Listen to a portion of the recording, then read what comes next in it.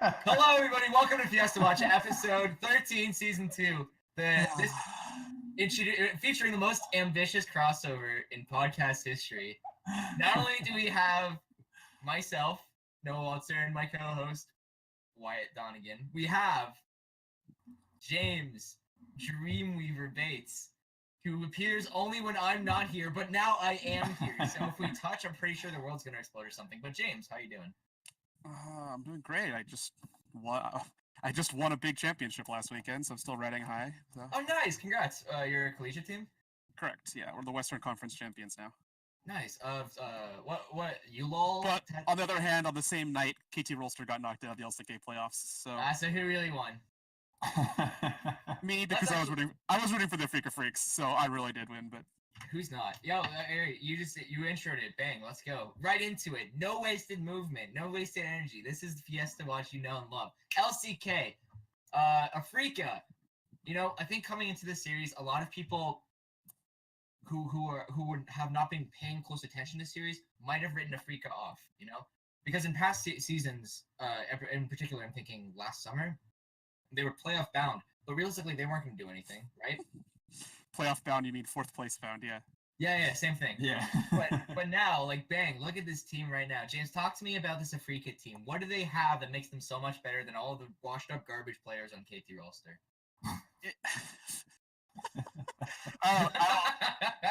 I don't agree with the second half of that statement.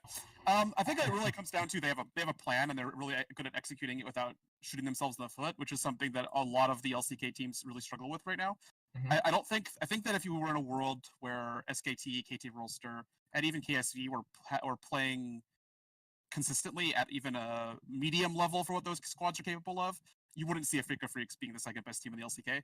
But we don't live in that world right now. We currently live in the world where all of those teams have clear, bright as day weaknesses in some part of the game that allows them to be exploited by other teams that are just playing medium across the board, which I think Afrika Freaks does a good job of. They're very well coordinated, etc. Whereas KT Rolster still throws in the mid game like no other team in the entire damn world. You know, like it's like it's what is the saying? Like you depend on like two things: death and taxes. Like death, taxes, and KT Rolster throwing a game sometime. Like it just no matter who's on the team, no matter what split it is, like they just always do it. It's so sad. Sad's one word for it. I think it's pretty entertaining myself, but It was entertaining a year and a half ago. It's quickly becoming sad. Like now it's especially because it's like this was their shot. Like SKT's gone. Like you got rid of the monkey on your back. This is their shot. I don't know, but this is their shot to lose to another team. Well, I mean, if Longzhu didn't exist, or excuse me, Kingzone, if they didn't exist, then sure. But like theoretically, this was supposed to be KT's time to at least make the finals. You know. Mm-hmm. Okay. So I want to be fair here, though, and write as an epitaph for our beloved KT Rolster. I think KT Rolster, man. Somebody's beloved KT Rolster. Not my beloved. Yeah. My beloved got knocked out in the. Tyler's beloved KT Rolster. Yeah, KSV wasn't even in the playoffs, in case you didn't notice. So. Shut up. As an epitaph for KT Rolster heroes, I think that the switch they made towards UCal, like full time at the end of the split, gives them a lot more reach into summer split than they've had previously. I think that Pawn has clearly been the problem on that team for a while, and while UCal is definitely not at veteran status yet, he still makes a lot of mistakes, especially around vision. That kind of stuff dies with age, though, right? He's not afraid to make mistakes, and that really speaks well to where I think he'll end up over time. Mm-hmm. And I think this is a team you might want to look out for in Summer Split, where they've had a lot more practice together because they basically made the switch to UCal in week 8, I think. Yeah, and so there's only 4 weeks between when they switched them in and when they had to play a best of 5 for their lives, or 5 weeks. Okay, here's a question for you then. You see, for both Wyatt and James, for you two to consider. Would you safely predict right now that we're going to see this matchup in the playoffs next split? And then follow up, if yes, who wins?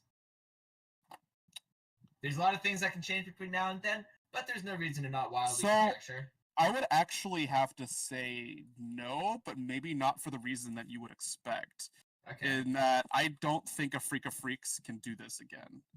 Really? You think the rest of the league will get their shit together? Yeah, basically, Yeah. I would have to be betting on the rest of the league being a shit show next in Summer Split, which historically it's hard to say that. Now, Mm. don't get me wrong, it's definitely possible, but I think the Afrika Freaks only end up in the position they're in because of the ecosystem around them, not because of themselves. I think Afrika Freaks are, if not at, they are very close to a peak, especially since you saw Spirit not cutting it in the first game against KT Rolster, very clearly not cutting it. Yep.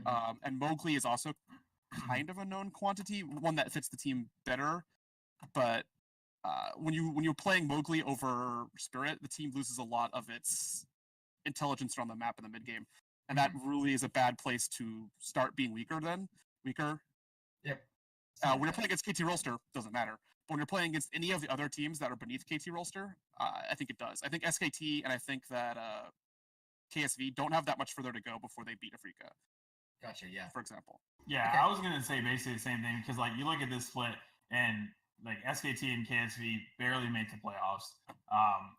So I think so much kind of went weird this spring. Like I don't know what was in the water over in Korea, but like everything just seemed super wacky for a long time. Like Afrika and KT being the second and third seed and KSV getting knocked out like super early. Like it all felt super weird. It's like I can't see that happening 2 splits in a row. So yeah, it's like I think Afrika will probably still make the playoffs, but it'll be that 4th, 5th spot where you're playing the best of 3 wild card to even move on, rather than being in that position where they were kind of sitting towards the top and just got to wait for KT to come to them. So yeah. I think at the same time, like this is their golden opportunity to show like, hey, we can actually kind of do something. I mean, they're gonna get. We can lose to Kingzone. Yeah, I mean they're gonna lose to Kingzone, but they at least showed up pretty well, got themselves to the finals. One thing I think it's really important to remember from the regular season that might have been forgotten is that Afrika Freaks have a 4-0 record against pretty much every team beneath them, but they had a losing record against almost all the teams that are above them, or a fairly even one. Like they're winning against KSV 3-2, 4-1 against SKT, but both those were with the Blossom, not the lineup that SKT played in the playoffs. They're 2-3 against Jin Air, 1-4 against Kingzone, 2-3 against KT Rolster. So they're very much playing. They're not as good at playing against the other quote unquote elite squads. And if those elite squads play to a higher level, I don't know how much higher Afrika Freaks goes. Yeah. So basically, Afrika just boxes at their level, which is fine right now. But once the rest of the league starts to kind of bulk up, it's going to be harder for Afrika to pick up these wins going forward. But let's stay in the here and now. Right now, let's talk about this series in particular. Who would you like to commend from the side of Afrika as the MVP, or is there anybody on KT who really shit the bed that you want to call out? Smeb. Yeah, I was gonna say the same thing. Yeah. Let him have it, dude. Open up. Smeb was oof. Post up on him. Come on. I think it's pretty telling that Smeb went out, got dead drunk, and started trolling around with his old teammates after that series. He did not look good. Did he really? Yeah, nice. it was on Invin a couple days ago. That's hilarious. That's what I like to hear. But focusing on the positive, moving away from Smeb, I almost think that Smeb the audience will not be surprised to hear Smeb underperform because it's what he does internationally like clockwork. You remember, real quick, just sorry to interject, I just thought of something. You remember in Space Jam how the monster sapped the NBA players' strength, and then the NBA players were just like really dejected. Yep, that's how I picture Smeb looking at Khan right now. Like, this boy done stole all my powers. All right, sorry, continue. I don't remember that movie very well enough. But I think the obvious candidate for a positive MVP would be Mowgli, who just basically the team turned around immediately after he came in the second, third, and fourth game, where Afrika Freaks looked like they were probably going to lose after game 1. So I don't think that Mowgli's performance in and of itself was spectacular, but I also don't think that anybody on Afrika performed amazingly spectacularly. So, what about Kuro? Would you give him any special props or not? Kuro's a kind of funny one because I think Kuro's quietly the best mid laner in the region right now. Okay. Hang on a second. Maybe or contending it in a way that he normally isn't. The things that he does for this team really do facilitate Keen and Mowgli to play the game the way they want early game. Comparison I like to draw with Kuro is actually Doinby from the LPL, who's very famous for enabling his. I like it. He's very famous for enabling his top and jungle by basically playing his own lane, quote unquote, incorrectly. I think DMB is more well known to Western audiences for like the Being stupid, basically yeah. ultimate bravery shit. But yeah, that too. I would say Crow's the same respect, not to the same extent, because obviously the regions are very different. Yeah. But he does a good job of enabling the rest of his team, which is exactly what this team needs him to do. It's pretty much exactly what he did on the whichever incarnation of the Tigers holds the spot in your heart. G Tigers, Rocks Tigers, whatever. Coup, Coup Tigers. He's just a quietly very effective player, and he's never gonna. Well, I won't say never, because he has had some highlight plays. He might not be a highlight reel player, but I don't think that's what this roster needs. I don't think if this roster is trying to go highlight reel against the other teams that they're playing against, they're never gonna win. This is the San Antonio Spurs. They don't beat you by being flashier than you. They beat you by having really crisp execution on team plays. Real quick, because it's something I like to do. Because although Kramer might style on people these days. I don't know. Kramer's a little bit of a mad scientist, but if you had to compare either any of the Africa members to a Western player or the team as a whole to a Western team, what would be your bet and why? I want to open this up to you as well. Sorry, I don't want to neglect you, homie. No, that's fair. Africa to a Western roster, or a player to a team. Let's get those SAT comparisons. I know you're bringing out those as to or exactly like that. I mean, I think in terms of what we kind of saw this year, they were kind of like a splice type team where they a historical splice team, not the current roster. I'm guessing is what you mean. Fair. But I mean, they kind of they capitalize on a moment where they were like, okay, this is a weird region right now. We can do something. We can kind of get there, and like they looked really good, showed a lot of really positive signs, and then I mean, this is assuming that they're going to get stomped this weekend. They're just going to get a little too close. They'll get close, but just not all the way there. Because I think that's kind of we'll talk about EU and everything in a little bit, but that kind of felt the way Splice's kind of train went this split. Hell yeah, I like to hear it. James, what about you? You got a comparison for me? So it depends on what comparison you're looking for. Like in terms of play style, I think it's hard to compare just because they're a Korean team and nobody else really plays the same way. In terms of like their theme or the narrative.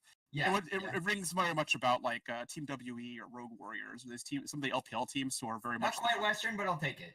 Yeah, you want Western teams? Yeah. I love the LPL too, but I don't like making those comparisons because I think Western teams this split are so incredibly bad compared to Eastern teams that I'm really worried. It does a very large disservice. We'll talk about this going forward, but for now. And also, more importantly, I think that there is no Western team that embodies the same way because all the Western teams right now, ever since franchising started happening, and because the way the roster shuffles in EU worked out, and who ended up being good in EU because of that, they're all superstar-based rosters, and that's the comparison I'm trying to make between WE and Africa Freaks. Is there isn't any clear superstar here. All these players are known quantities that have done okay or well on other teams, but most of them have also been the secondary carries, especially the primary carries of Africa Freaks are players who on their previous rosters were secondary carries to other players. Both Kuro and Kramer, not really known for that. So the comparison I was trying to draw was to these teams that are a machine that comes together with a lot of B tier players that make a sort of S tier team. And Team WE is historically the best example of that, I think. And in the West, it's extremely rare. I think I would agree. In any other split, I would have agreed with Wyatt, though, on Splice is probably the closest we've ever seen to where you had a bad team. There have been bad players that made a good team. Remember when Wonder and Trashy were called the Rainover and Huni of the region? I mean, that says more about the region than it does about... Yeah, exactly. It was just my favorite. It's my favorite. Like, so I think it was Quick. I'm pretty sure Soaz and Broxa are the Huni and Rainover of that region, however. Yeah, no, for now. But it was just a throwaway line. It was like... They always turned that time where Splice was like kind of good by virtue of beating all the mid to low tier teams, and so the casters in this one game I remember were like gassing them up. It's like if you think about it, Wonder and Trash are really the Huni and Rainover of this region, and the next game they got fucking smashed in the top lane by I think like Unicorns or something. Anyways, we kind of got off topic. I usually mute the non LCK casters, so. Alright, honestly, I should probably start doing that, although I like flowers. Sometimes I like a good narrative, like actual game analysis be damned, you know? I mean, you Uh, don't like Freak over in the NA. No. You don't like to hear his No. thoughts on the game. No, His, as a matter of fact, no, I don't. his I will- eloquent thoughts on everything. I enjoy League of Legends less when he's on the screen. I will quantify my statement, however, by pointing out that the reason why I'm muting it is usually because I don't watch NA and EU as a main activity. It's something that I'll do alongside something else if I'm bored. Mm-hmm. So It's that's mostly why. Lucky you that you don't have to actually watch and pay attention and write about those regions. But I have to stay up till 7 a.m. on the regular, so it's really That's fair. I That's pretty wonder big what trade-off. that life is like. I could only imagine. I would rather do that than watch that garbage, though. So Honestly, same. That's why I'm kind of salty. But we're getting off topic. Let's move on to the finals. We got Afrika. We got the big do we really have to talk about this? Kingzone Dragon X. Will it be a 3-0 or is it a best of 5? It's best of 5, right? Best of 5. Best of 5. All right. Will it be a 3-0 or a 3-1? I think everybody in the world would be amazingly surprised if it wasn't a 3-0. Yeah, Kings of Dragon X is the best team in the world, and it's not even remotely close. No. Yeah, I mean, because you look at like last year's finals when they played SKT in the finals of summer. Like SKT is a better team than Afrika is now, and Longzhu 3-0 that team. So And I think Kingzone might be a better team than Longzhu was. So they look even. I mean, hey, it's like they took their kind of weakest area and they installed a peanut, which yeah, surprising how that works. That being said, I think Kingzone. What do you know? I guess it's just you take the best jungler free agent and replace your weakest link, and holy shit, you're a better team. Whoa. I think Kingzone is a team that's beatable, and I think most people would have said the same thing going into the Samsung Longzhu game in Worlds last year.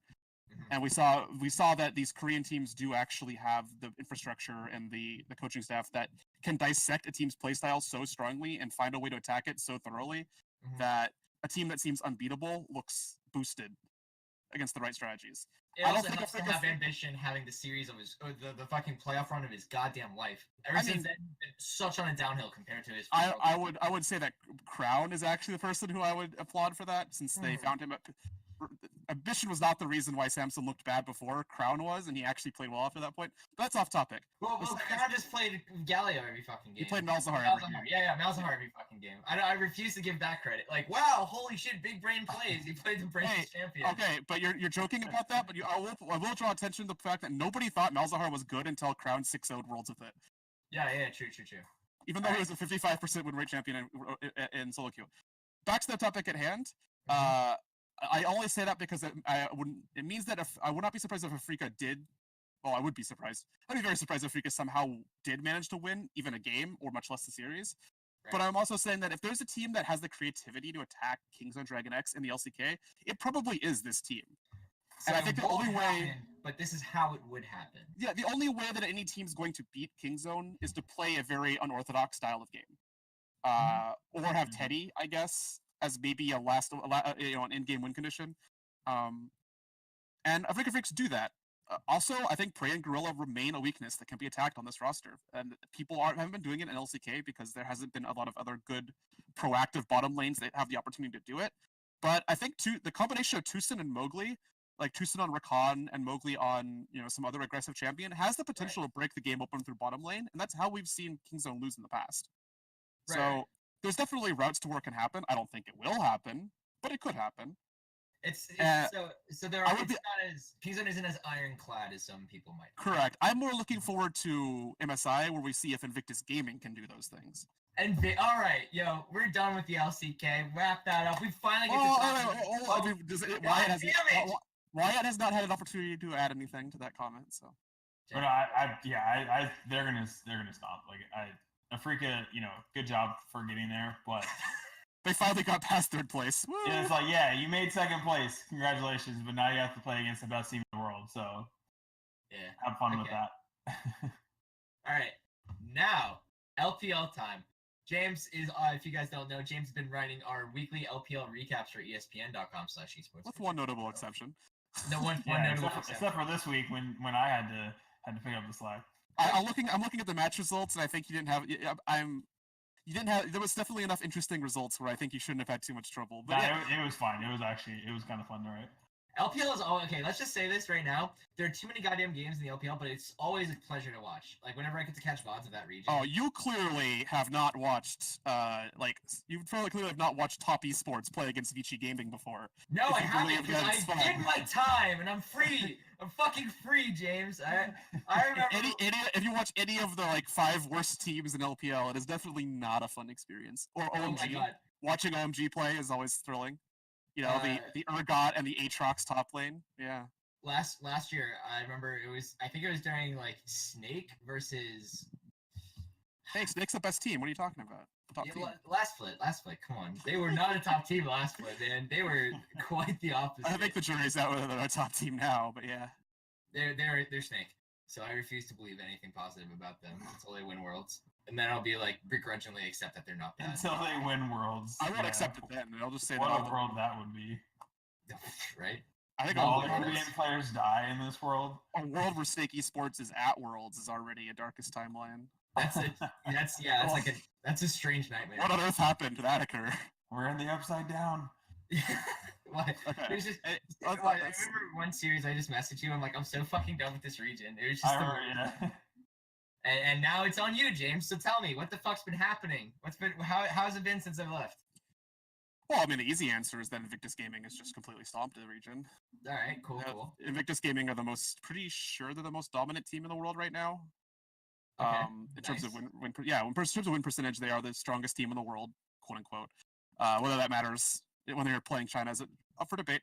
But it's not just all the Invictus Gaming show. I think there's actually a number of relatively strong teams, and it's hard to say this objectively because they're also playing against there's a very large discrepancy between you are a top 5, 6, 7 team in LPL and you are any other team in the LPL. So it's always hard to get a barometer on some of these teams. Mm-hmm. But they do a good job of screwing around between each other. You've got teams like RNG are still looking good. RNG, one of those teams that always just likes to I will exist until playoffs start, and then the season actually starts, and then we kind of try and fire up, you know? Okay, so here's a question. Hopefully James isn't dead. Okay, so what makes IG so good, independent of an amazing win percentage? Okay, cool. James is dead. James is dead. I mean, but I can answer a little bit, I guess. Yeah, go for it. Yeah. So I mean, I think just looking at just going through the games last week for writing the recap, I mean, outside of they have, I mean, they're what 18-1, so clearly they were really fucking good. Old school Cloud9 levels of yikes. Yeah, but I think looking at their bottom lane is really strong.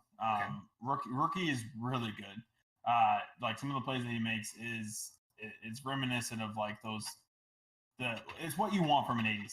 It's kind of what when we look at SKT and we talked about Bang and how we wish he could be more if they had a player like Rookie on that team, it would be pretty good. Rookie in the mid lane or Jackie Love on AD? Oh shit, sorry, I'm talking about Jackie Love. Yeah. But who is a rookie? Who plays with Rookie, making it a little bit, Exactly, yeah. But thanks, China. But yeah, thank you, China. But yeah, I mean their bot lane, but I mean even their bot lane's good. Their mid Rookie is also very good. They just have a really solid team from top to bottom. There isn't a lot of weaknesses there, which I think especially in a region like China, that is such a huge boon because in China it just seems that's kind of where we got this whole FiestaWatch thing from. Right. Yeah. Exactly. Was because of China and the fact that they just kind of do whatever, whenever. So it's always you never really know what you're going to expect. So having such a cohesive unit from top to bottom in a region that's just kind of chaos sometimes, that just automatically gives you a leg up over everybody. Because you look at, like you said, you've got teams like RNG who are they're there and they've kind of always been there. They probably will, but. Welcome back, James. Hello, James. The power went out in my home. I apologize to all the indubitably interested viewers. That's fine. We were just talking about how some of the factors that makes IG so good, independent of a win percentage. Wyatt kind of just closed that up pretty nicely, I think. So let's talk about some of the other teams in the LPL that are not garbage. RNG, one of those. Agree. I don't know if you agree with me here, but RNG, I feel are one of those teams that because the LPL season doesn't truly begin until playoffs start.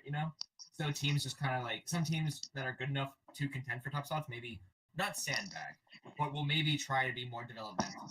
Maybe take things a little bit lighter. Well, I mean, in RNG's case, you really can make the sandbagging argument because Uzi didn't even play for the first half of the split.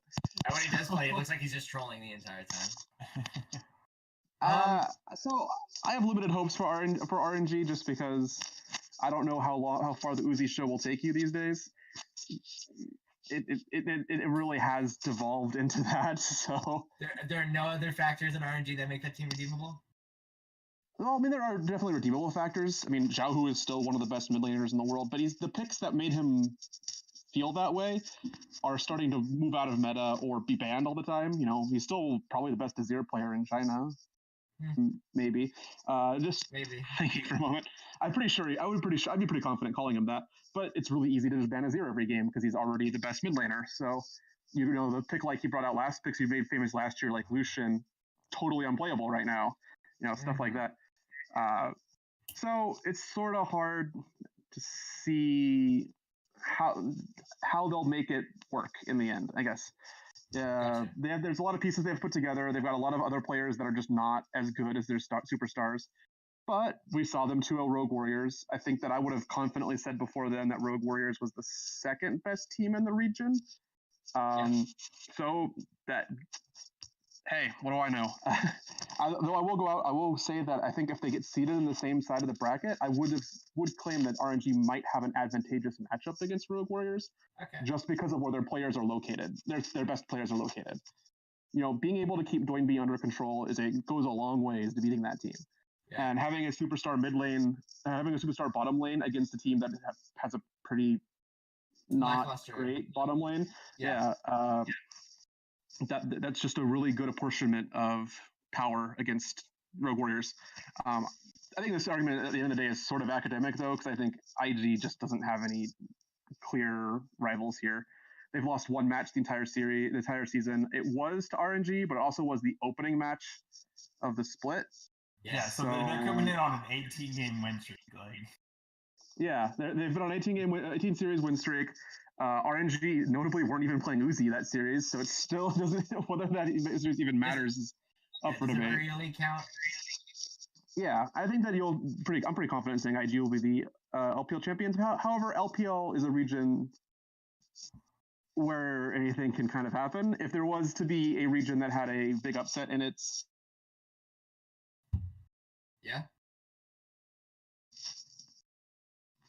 If there was a region where there would be an upset, you think it would be that? Yeah, sorry. I think it would be that one. Anybody who's watched the region for any amount of time can attest to that. Gotcha. Any other teams that Western audiences should be on the lookout for before we move on? Yeah, Edward Gaming. They've really turned it around. The Eastern Conference at first or the Western Conference was at first just totally dominated by Snake Esports, which was very much the darkest timeline from my perspective. Big XD. I seriously could not believe that Snake Esports were like plus 18 match score at one point during the season. It was ridiculous. Plus 18? Get the fuck out of here. Oh my god. Yeah, Snake Esports started out. They started out 10-0, I think. And they've ended up being like 11-7. So they've definitely been around week back 6 to normal. Let's go. Around week 6 they lost to Suning Gaming, I believe it was, and they've just sort of been on a downhill trajectory ever since then. And I think that's probably more. I mean, they are still the second best team in the West, but I think that they're probably realistically the 4th or 5th best team in the region. They can lose games against teams in their own conference now, like Team WE, who I don't even think belong in the playoffs at this point. I think the only thing you're looking at really from the Western Conference is Edward Gaming. I think the fact that Snake Esports was on top of the conference is a really keen indicator of exactly how weak the Western Conference was. And I think that's sort of what everybody agreed on going into this LPL split too, was that the Eastern Conference was crazy stacked. The Western Conference looked like Edward Gaming just got a free pass to go to playoffs. And that's more or less what's materialized. I think Team WE probably underperformed everybody's expectations, but I think that's also because Team WE's play style is sort of reaching a natural conclusion. There's only a certain amount of time where the all B players making an S tier team works out, because eventually they just figure out how you do that. Right. And I think that's where we are. especially because the metagame is just not favorable for them. That's the theme of this year in general for League of Legends across all the major regions. Just like B tier teams getting by the fact that everybody else is like kind of sucking right now. You agree? Disagree? Well, I think the LPL is a huge counterexample to that. I think that the LPL does not fit in the narrative that goes across the rest of the world, just because the way the region plays is so explosive. And the champion, and one thing I really want to draw attention to is the champion picks, the champion metagame in the LPL does not reflect the rest of the world at all. There are very strange champions which are very popular in the LPL, which see no play elsewhere. Echo is the biggest one. Echo. All right. What else? Echo is like top pick. Ashe has seen way more play in the LPL than it has elsewhere. The tanks that are common in like the Western regions are a lot less common in the LPL most of the time. Orange still sees play, but other things. Malphite has been played on the LPL.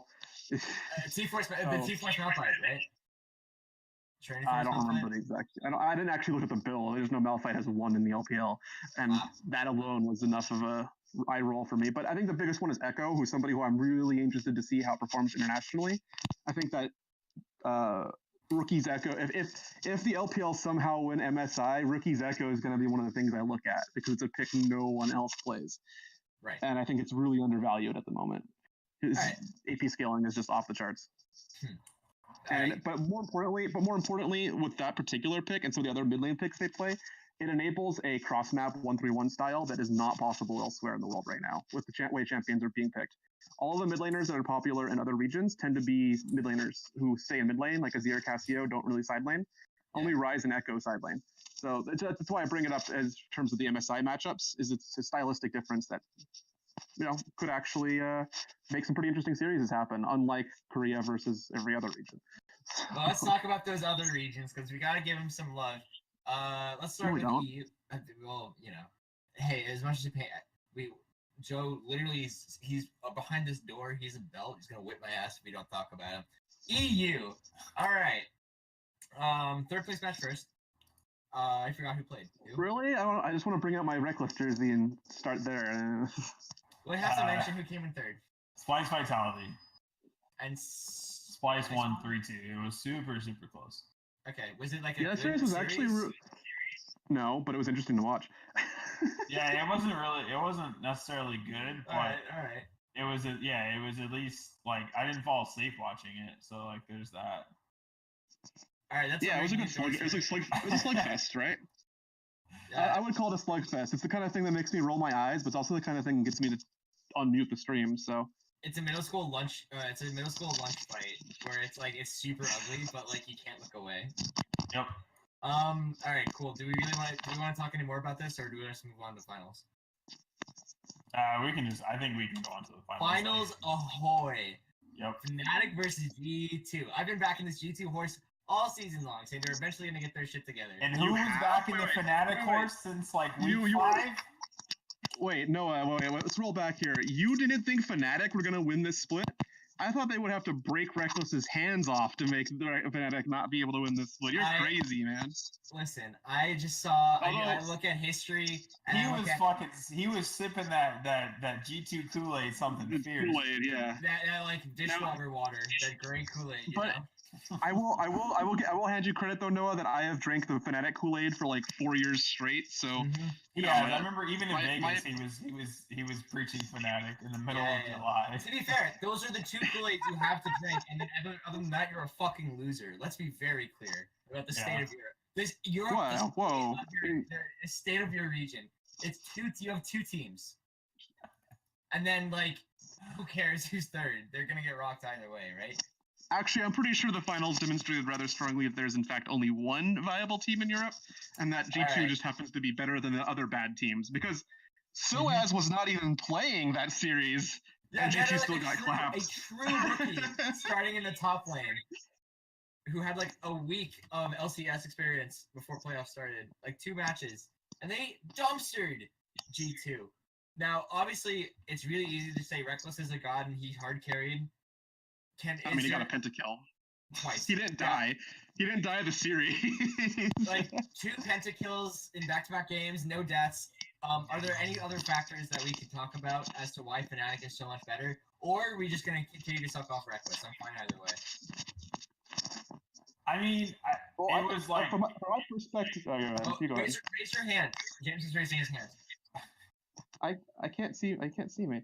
No, I just was gonna say that I think the narrative that it's Reckless carrying Caps, Broxa, and the rest of the team. There was a really funny copy pasta from the League Reddit that was going popular in the week going up to the match. Good Where it already. was somebody just talking about how Reckless was carrying a whole bunch of wards like TSM style. Yep. I think that narrative collapsed pretty strongly this series in that I think Broxa and Caps both showed their worth. Caps especially.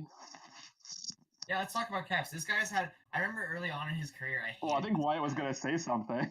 Oh, Wyatt, sorry. Well, no, yeah, it was gonna be basically very similar to what James said. Like this series was like 90% Reckless, and then 10% the rest of his team just kind of set it. I mean, I think they set him up really well because it's not as though he he popped off, but he always cleaned up the team fights. So it wasn't as though he was just like starting shit out of nowhere. Like they would get a really good engage, they would start team fighting, and then he would just blitz through the other team. So I think the rest of his team played really well, and they gave him enough support. And it wasn't like we saw last year where it was literally Reckless or bust. Like I think even if Reckless hadn't have done what he did in this game, or throughout the series, they still would have won. It may not have been a 3-0 stomp, but they still would have won.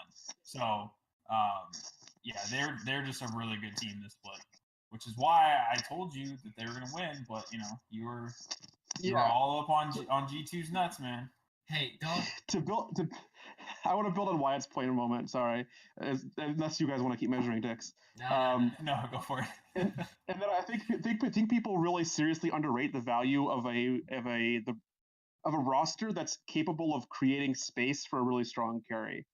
And I think that if we looked last year at Fnatic, where Reckless had to play, like Cannon and stuff like that, you saw a roster where Reckless felt like he had to make space for himself to be able to carry a game. Yeah. Whereas now, Reckless just sort of, people will joke about being KDA player, but it's like you said, his team will set him up for the opportunity to get pentakills in team fights. They know how to do that now, and they know it's a viable strategy to win. And I think it is probably the best way this roster can win.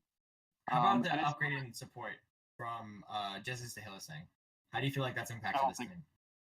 I don't think it did anything really. Okay, well, I wasn't even entirely clear if it was an upgrade, honestly. I mean, Hillsang is obviously a better mechanical player, but Jesse's is really well known in the EU circles for being quite smart. And I think Jesse's performed mechanically way better than I was expecting him to on the last year's Fnatic roster. So I mean, obviously I thought I was hyped because Reckless is the best AD carry and Hillsang's probably the best support in the region. But I didn't think it was that big of a deal. And I think the fact that you see Jesse's immediately put onto this superstar Origin roster that's come out of nowhere. Oh, come on. How do you look at the team and not just think like this is gonna either be like the best team ever, or more likely this is gonna be a massive fucking meme and they're getting eliminated by some random fucks? Oh no, they're going into the EU Masters tournament. There's no way that team doesn't just body everything they play against. Most of those players look at the past. Look at the past. History repeats itself. We've seen these super teams before, and then they just crumble like fucking construction paper. I don't think it matters, because all Origin's trying to do is get themselves in the conversation for franchising, in my opinion. I don't think you sign InSec out of nowhere if you actually want to win a tournament, because there's plenty of people around who could do a better job. I think they're insane enough to consider this a legitimate, like, this is a good choice. Like, I don't know. I'm just negative. I'm just a negative Nancy, I guess. But yeah, I think it's a great choice. It's a great choice if you're trying to get franchised, because we're actually talking about Origin again. We would have been talking about Origin regardless, though. Like, look at the rest of that lineup. Except for Expect. But like, Expect does stuff. He's like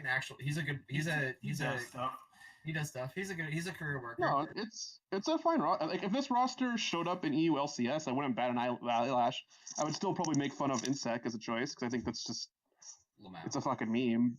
But it's not so. Remember when he made up the InSec move as Lee Sin, and now you can't pick Lee Sin if you want to play competitively?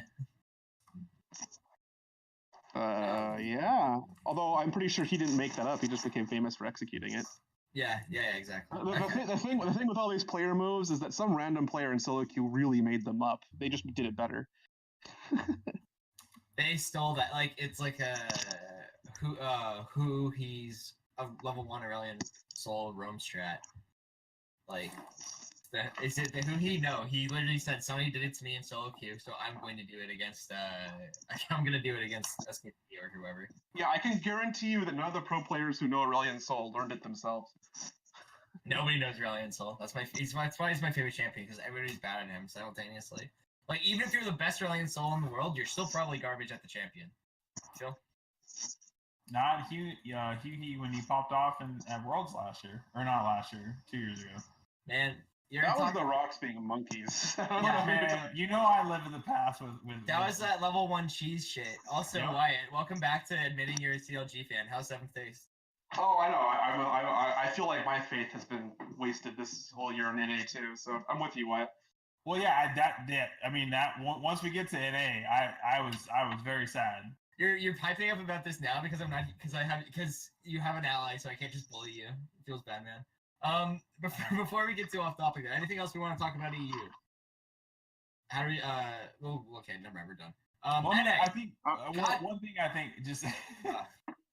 Well, we don't really talk about a lot of like other like outside the actual game stuff like with just the in-game action, but like franchising is a thing that they're talking about for 2019. So we have seen Origin pop up. So like I think they are trying to like put a team together to make a push towards franchising. But they need money and But the thing I think is funny about it is like because clearly they're signing for Forgiven and all this kind of stuff. But I think Jacob Wolf tweeted that like in the packet that Riot sent out for the EU LCS, like as an example of like they were like orgs we want, orgs we don't want.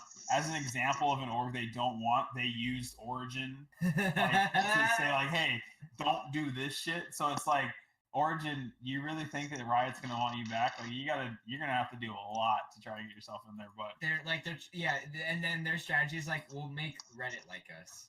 Exactly, yeah. So I just think it will be interesting. I don't think they're even particularly succeeding at that. Yeah, fair.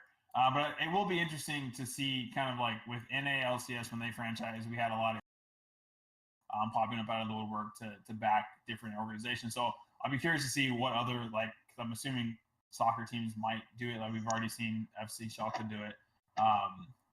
Can we see like a Man City or a Man U or something like that back in the team? Would be kind of cool, but we'll see. We'll see what happens in the next few months. Well, I know that they're trying to franchise it based on region. I think Origin's trying to set themselves up as the Spanish franchise team, which I think is odd because the Giants are currently in the LCS and are themselves Spanish. But hey, whatever. Okay, And more importantly, the Giants have been in the EU LCS for I don't want to say for literally forever, but they got relegated. They got relegated for 6 months though. No, it wasn't a year. They got right back in the next split. Was it only a year? Was it only 6 months? Okay, but they're back now. Yeah, so pretty sure they relegated Origin. Feels bad. But enough about EU. Forest fires are a vital part of the ecosystem. Sometimes shit has to burn for new life to spring forward. And with that, let's talk about the NA LCS. Speaking of fire, what the fuck happened to Clutch? Yeah, the entire region is a dumpster fire, but Clutch is spontaneously combusted. Great series against TSM, where they exploited a lot of TSM's weaknesses and like made the bot lane look like a big joke. Really good series against 100 Thieves. It was nice and close. That last game in particular, I know people like to say it was a good game, but shut the fuck up. It was 75 minutes of people being afraid. And if I wanted to watch that, I'd go watch Scary Movie. That was not a good game. That was literally just like... If you want to watch 75 minutes of nothing happening, I have a team for you. Oh, man. They're the LCK. Something about airplanes and wings. They do it better if you want to see that. I'm looking for my Jin Air jacket. I'm pretty sure it's in the wash. But yeah, something like that. But yeah, let's talk about the fall of Clutch or the rise of Echo Fox. What do you think it was? Do you think it was Echo Fox performing up, or more of Clutch performing down? If that makes sense. I feel like it was a mix of both. Okay. Just because I think Clutch had been on such a high, and then Echo Fox had been on such a downward trend. But like this is the Echo Fox that we saw earlier in the split. This is the Echo Fox that we thought we would see throughout the playoffs, and we just didn't when they ran up against Liquid. So I feel like it was Clutch being like, "Hey guys, don't forget about us. We actually are pretty good." and it was an exercise of clutch, of them showing clutch, like, hey, look, I know you had a really good time, you beat TSM, you stood kind of tall against 100 Thieves, but look, you're still the newbies of the league, like, know your place, kind of sit down, we'll go to MSI, or not MSI, Rift Rivals, and we'll represent the country, which is going to be in LA apparently, so that'll be kind of cool. Nice. Oh yeah, lucky you. Envy, Is it? man. Wait, what? Yeah, I didn't know. Yeah, they haven't announced it, but Freak mentioned it on the broadcast, and then I think Huey also said something about like, oh, we'll be in LA or something like that. So it should be fun. Fun's a word for it. Let's okay. So in this matchup in particular, I thought Echo Fox like returned. They went into hyperbolic time chamber. They went back in time to the beginning of the split. You know, back when they were like super dominant. And then Clutch, I think Clutch just ran out of fucks to give. It looked like, you know, either that or Echo Fox did a phenomenal job of scouting. And I'm not sure which it is. Well, I know which it is. One of them is hypothetical. The other one's like something that actually happens in the real world. James, do you have anything to add to that? For the worst region in the world? No, I'm fine. I'll be honest, I didn't watch either of these series, but I think it's really curious that that you can have a narrative about Echo Fox overperforming or whatnot when Echo Fox was previously the best team in the region for, I would say, the majority of the split. So they really weren't at the end. Like they were at the end, yeah. For like the first, but at the end, weren't they running like Damonte and Olorum in their games? That was only the last week. Yeah, like even the weeks before that, they actually, because they had like a good lead over. They even the games they won, they looked like they were on struggle street. You know. Yeah. But yeah, it was like the cleanest to the point where we're done talking about it. Moving on to finals. And what was another very clean trio? I almost said CLG. The Liquid. Yeah, because it's whatever. I just need to stop backing, because whenever I back a team, they underperform and they die, and everyone feels bad. And Wyatt, Kiss of Death, Donigan. Can we put that on his name? This series was. I only watched game 1, but I have a sneaking suspicion that is all I needed to see. Am I wrong? Yeah, I mean, like game 1 was the closest game. Like, Liquid start 100 Thieves gets first blood. Liquid bounces back. It's pretty close. 100 Thieves looks like they're about to do something, and then they let Smithy flash into the Baron pit, still a Baron, and game over. Huge props to I remember that play in particular. Impact used his Singe W to cancel Afromu's headbutt. Yeah. Mm-hmm. And it was just like big brain IQ play. Pick work. There was a lot of that. Like that play was in game 1. Game 2, Ole used his Morgana ult to, like, Ryu was trying to ult. He was on Talia and he was ulting from like right to left, trying to get out of a fight, and he was in the middle of the Baron pit or the Dragon pit, and Ole grabbed him with his Morgana ult and pulled him out of his ult, and Ryu and they able to like catch Ryu out and kill him. So like Liquid was just playing out of their minds. Like there were so many just small technical plays that just put them ahead, and there was just like it looked like two teams that are on different planes, really. Like for as good as 100 Thieves was during the regular season, like Liquid clearly was just kind of playing. I mean, they were playing like the veteran team that they are. Like their roster is stacked with people who've been here before. Not that 100 Thieves doesn't have like reliable talent, but it was rough to watch, honestly. But hats off to Liquid. It was nice to see Double Lift win after all the stuff that he's been through. Huge. Week. So like that was big for him. So good job. You guys get to go to MSI now.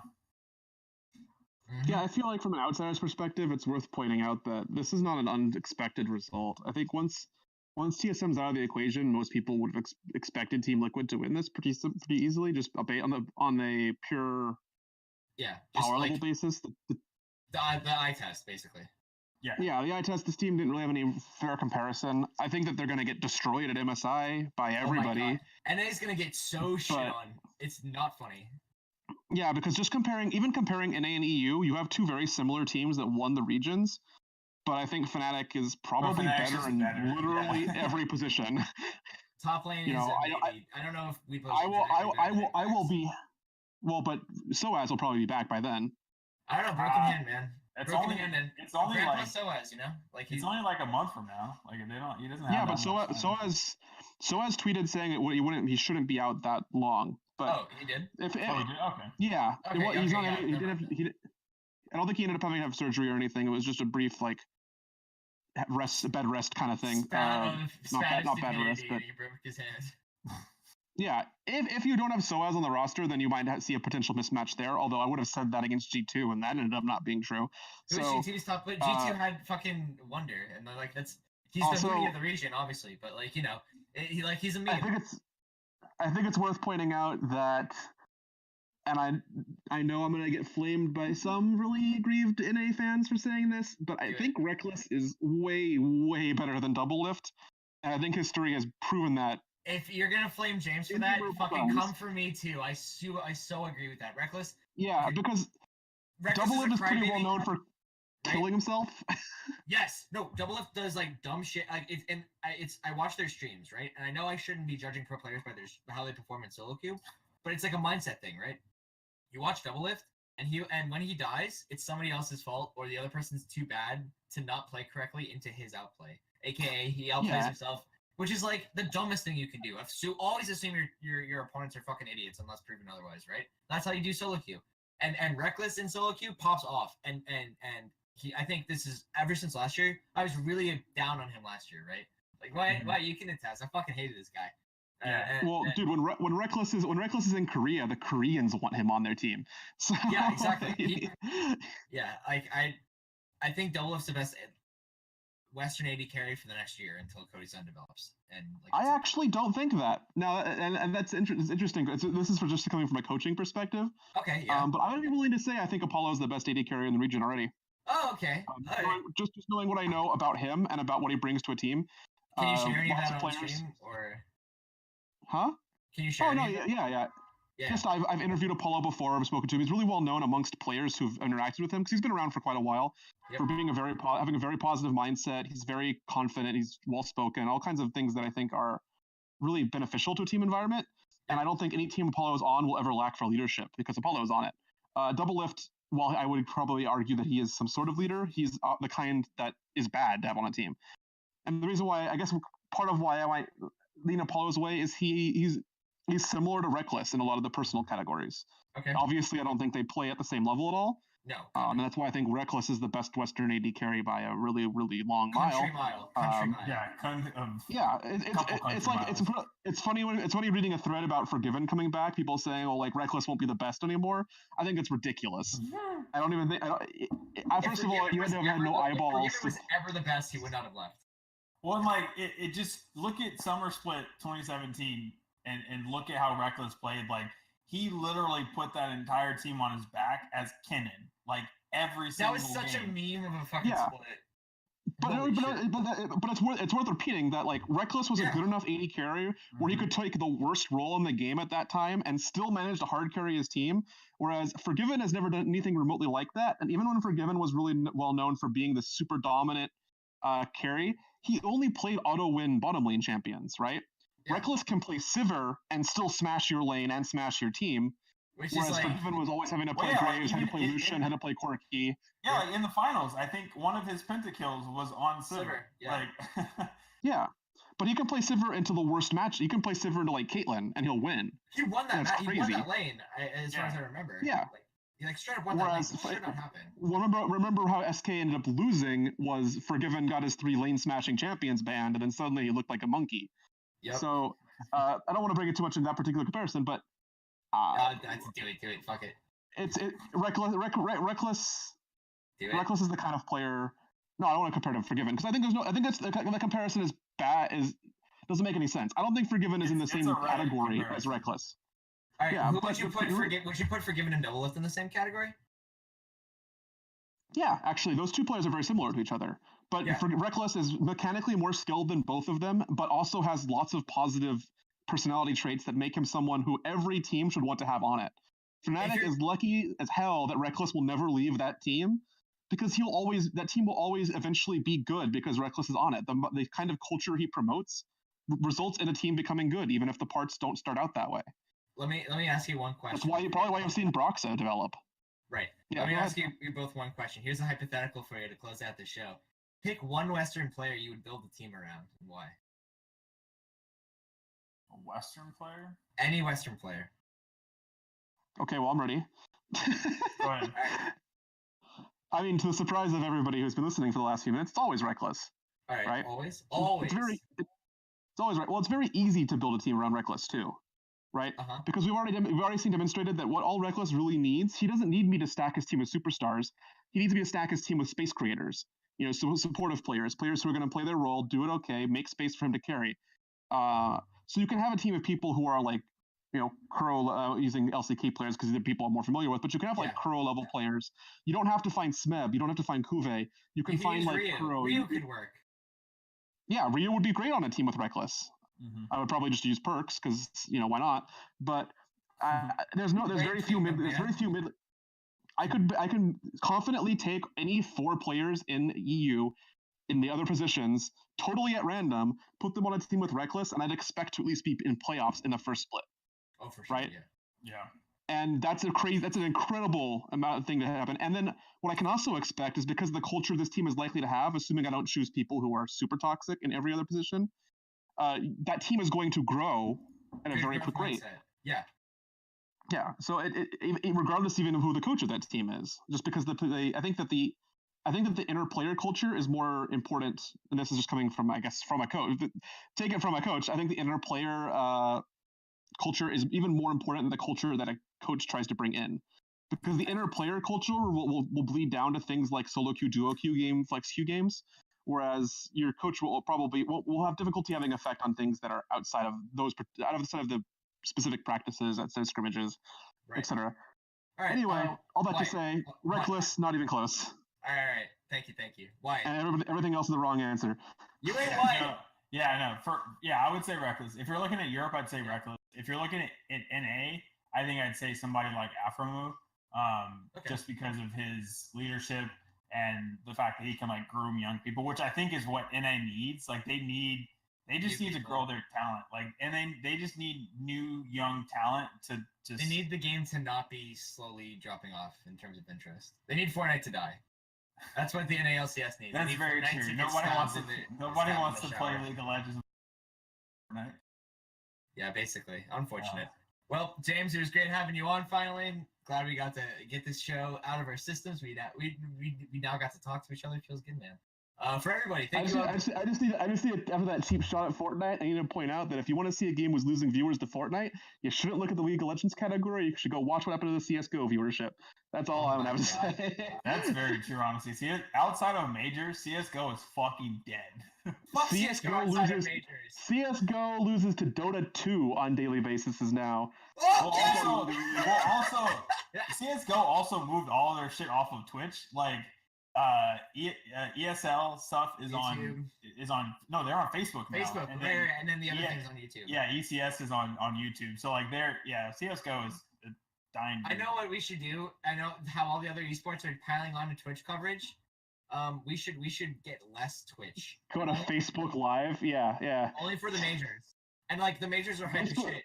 But like, how much did Facebook pay ESL for that decision? Because that's a really dumb one. I don't know. I think they paid a lot of money, honestly. Yeah. Facebook streaming platform is never ever. Also, Facebook's about to die. Go to Washington Twitch.tv/Washington Post. It's literally it's cringe, honestly. I watched it earlier. Like they are grilling the fuck out of Mark Zuckerberg. Oh, like, they've got live coverage of it. Yeah, it's on Twitch. Man. Yeah, literally go watch it once you get off the show. And I put it in this chat too. All right, thank you guys for watching. I have to write a paper about Ernest Hemingway. I'm sorry, I've got other things to do. Well, you can catch them on. All right, catch us later, guys. Thank you very much for tuning in. Special thanks to James. If you want to find us, our Twitter handles are above or below us, whatever Travis did. Don't go anywhere though. Stick around. We've got what's the other Wyatt, what's the thing I don't We host? don't watch our Around own the stream. Hoop. It was your idea. How do you forget the name? Because I'm not host. All right, Around the Hoot's up next, guys. Stick around. We'll be right back.